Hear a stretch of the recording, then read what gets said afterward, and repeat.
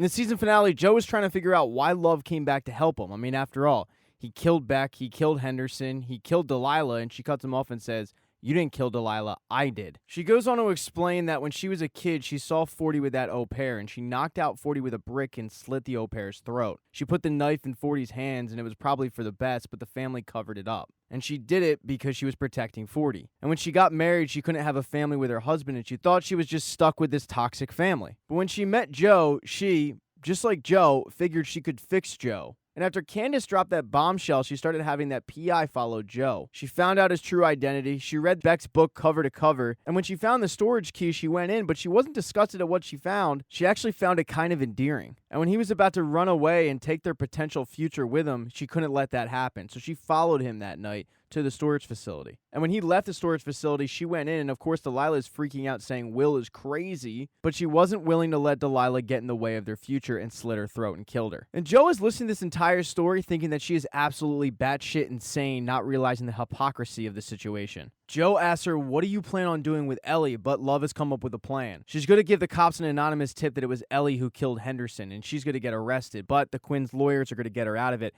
because there's no real evidence. At this point, the body of Delilah is going to appear with a suicide note, and it's going to look like she's a martyr. Ellie, because she got arrested with no real evidence, is going to get a huge settlement check to start up her real life. And all of this will take the heat off of Joe killing Delilah and killing Henderson. Joe says that's never going to work, but Love tells him that the Quinns basically have the LAPD in their pocket. Joe says, "Please tell me you didn't already give the cops that anonymous tip," but she has, and Fincher shows up at Ellie's apartment. He starts subtly asking her about that night, but she's too smart and she's seen too many movies and knows what's going on, and he takes her downtown. But because the way that Joe is looking at Love at the moment, she can't let him go. She figured that she could open up to who she really was because she knew who he really was, but his face is saying otherwise. So Joe is locked up and Ellie's locked up, and she calls up 40 to get her out of there, saying, "Can you call whatever favors you did for my sister and Joe and get me out of here? They think I had something to do with Henderson's murder." And 40 can't help her because he's on the East Coast, but says, "I'll send my family lawyer over. You'll be out of there like in an hour." And 40's on the East Coast because he's going to meet with Dr. Nikki. After Candace told him, "You cracked the case," he went on some conspiracy theorist forums and read all about the Free Dr. Nikki movement. And when he talks to Dr. Nikki, the first thing he says is, "I don't think you killed Guinevere Beck." And Dr. Nikki's like, "Yeah, no shit." But Dr. Nikki at this point is kind of at peace with being in there because he says, "I'm not a great guy.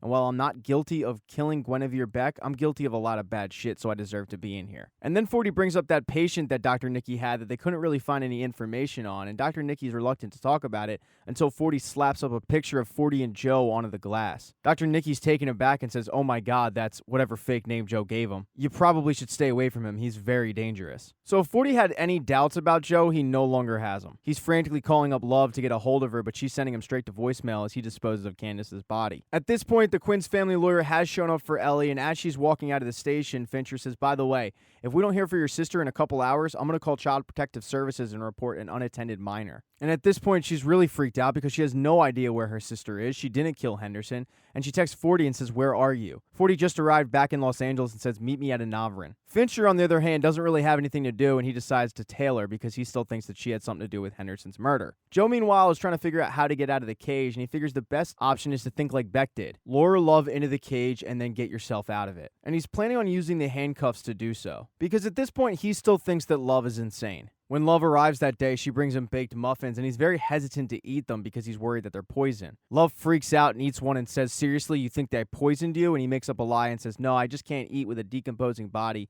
3 feet away from me. Can you please let me out?" He's very convincing, and Love opens the door and starts to step into the cage. But because of the reflection, she sees the hidden handcuffs, and that's when he grabs her, chokes her, and is about to stab her in the jugular with it. But she screams, "I'm pregnant," and Joe freezes in his tracks. She goes on to say that it's Joe's because she made Milo use protection and she thinks it's a girl. She explains that she didn't want to kill Delilah, but she just had taken the test and she couldn't let Delilah ruin their future family. And Love thinks that he hates her because he just tried to kill her, but when she told him that she was pregnant, his whole mood changed because he grew up with a really shitty father, and now he thinks that he can make a difference in this baby's life. So he tells her that, "I don't hate you, love doesn't evaporate." And then she asks, "Would it be weird if you still come to Lucy and Sunrise's wedding?" And Joe does, and yeah, it's a little weird for him. But at the wedding, he finally realizes that maybe he is in fact staring at himself, just like Candace said. But it's also possible that he forgives Love and they go on and have a really good life together. And after the ceremony, Joe looks at Love and says, "I love you." And she says, "Still?" And he says, "No, more. But 40 is blowing up both of their phones because he tried to get into the wedding, but Gabe shut him down. And he's texting Joe, calling him all sorts of names, saying, I know what you did. Meet me in Anavrin right now. And he's texting Love saying, Love, you got to get away from him. He's dangerous. So they both head over to Anavrin. And Love says, I'll go in first to calm him down. You stay in the car.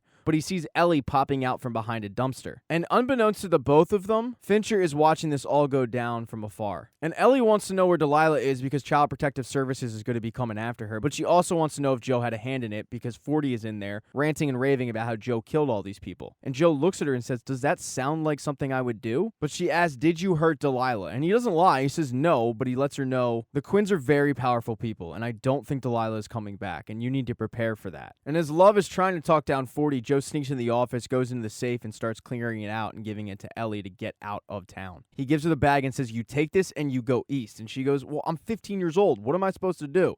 And he says, you're smart enough. Start a new life. I'm the one who killed Henderson. I'm not a good person, but those people, they're even worse, and I'm your buffer between that. So take this stuff, go start a new life. I'll send you money every couple of months to make sure you're okay, but you need to get out of here and away from these people. And as you can imagine, Ellie is pissed off and tells him to go to hell, but she does take the money and goes out the side door. After Ellie leaves, Joe walks in and catches Love and 40 arguing about Joe and who he really is and what he's done. And Joe tries to calmly talk to him about this, but then 40 pulls a gun out. Love is also trying to talk her brother down, saying, you don't have to hurt him, but 40 says, if you knew what I knew, you would want to hurt him. I'm going to protect you because you always protected me. And then Love tries one last plea by saying, if you shoot him, you're never going to see me again, and you're also never going to see this baby. 40 looks at her and she says, yep, our baby. Because me and Joe are having a baby. We're going to have a family. But this doesn't make 40 happy. In fact, it pisses him off even more. He looks at her and says, you're just as broken as I am. What are you doing bringing a child into the world like us? You think I don't know? You think after all these years I'm that dumb? I've tiptoed around it my entire life, but you're crazy if you think you'd be a good mother. Joe tries to level with him and says, don't take this out on your sister. Take it out on me. So 40 does. He makes him get on his knees and is about to shoot him execution style until Fincher runs in, sees what's going on, and shoots 40. Love collapses to the ground attending to her dead brother's body, and at that moment, Joe knows that she needs me more than ever. So Joe Goldberg dodges a bullet, literally this time, once again. Him and Love get out of there, and the cops figure that it must have been 40 who killed Henderson because he was also in the house, and because he's a Quinn,